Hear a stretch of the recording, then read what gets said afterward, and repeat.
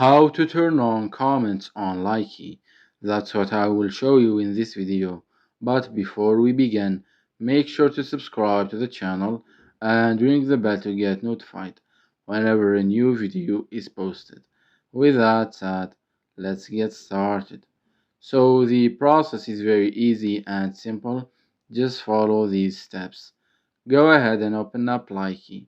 Once you do that, click on the profile icon at the bottom right. After that, click on the three dots at the top right. Click on Settings. From the Account section, click on Privacy. Once you're here, scroll down till you find the option that says Enable others to comment on my posts. When you find it, turn it on. It's that easy and simple.